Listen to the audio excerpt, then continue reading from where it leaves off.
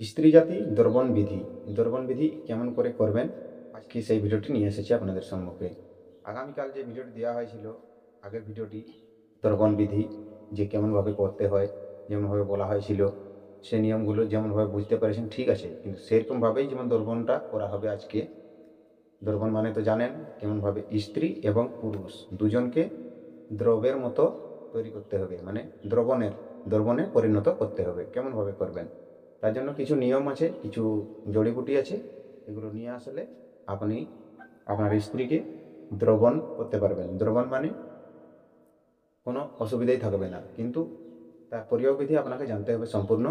তা জানার জন্য কমপ্লিট ভিডিওটা দেখবেন, কোথাও স্কিপ করবেন না। আর ভিডিও ভালো লাগলে ভিডিওকে লাইক অবশ্যই করবেন। চ্যানেল প্রথমবার থাকলে চ্যানেলটিকে সাবস্ক্রাইব করে আমার পাশে থাকবেন, আর পাশের নোটিফিকেশন বেলটি টিপে অন করে রাখবেন। তাহলে কী হবে, যখন যখন আমি ভিডিও আপলোড করবো সর্বপ্রথম নোটিফিকেশনটি আপনি পাবেন, আর এই নোটিফিকেশন পেয়ে আপনি আপনার কাজে লাগাতে পারবেন।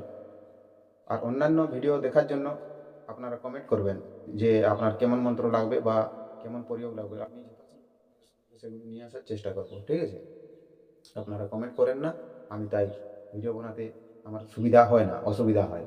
কারণ কেমন ভিডিও নিয়ে আসবো আপনাদের সম্মুখে তা আমাকে বুঝতে একটু অসুবিধা হয়। তো আপনারা যদি কমেন্ট করেন, খুব সহজেই আমি সেরকম ভিডিওগুলো নিয়ে আসার চেষ্টা করব।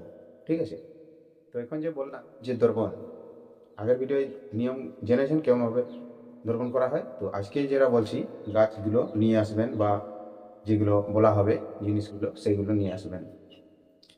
বৃহতির মূল ও ফল, বৃহতির মূল ও ফল নিয়ে আসলেন, এবং পিপুল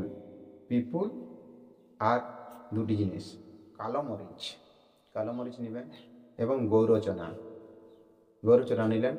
এগুলোকে একসাথে সবকে পেষণ করবেন, পেষণ করে মানে এটিকেও সেই দ্রব্যের মতন তৈরি করবেন, পেষণ করলেন, এবং তার সাথে মধু মিশ্রিত করবেন। মধু মিশ্রিত করে এটি কী করতে হবে, লিঙ্গে প্রলেপ দিতে হবে।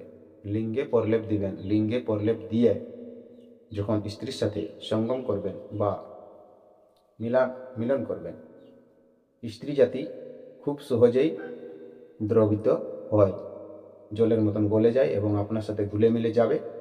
আর আপনার খুশিতে জীবনযাপন করতে পারবেন এবং আপনার স্ত্রী খুব সহজেই সন্তুষ্ট হবে। তো ভিডিওটি ভালো লাগলে ভিডিওটিকে লাইক করবেন। এরকম প্রয়োগ আরও আমি নিয়ে আসবো আপনাদের সম্মুখে। চ্যানেলটিকে সাবস্ক্রাইব করবেন, কমেন্টে লিখে জানাবেন, এবং ভিডিওটি আপনার বন্ধুদেরকে শেয়ার করে দেবেন। লিখে জানালে কি হয়, সুবিধা হয়। আর অন্যান্য আরও অনেক ধরনের বিদ্যা আছে, যেমন উচ্চাটন, মারণ, বশীকরণ, আকর্ষণ।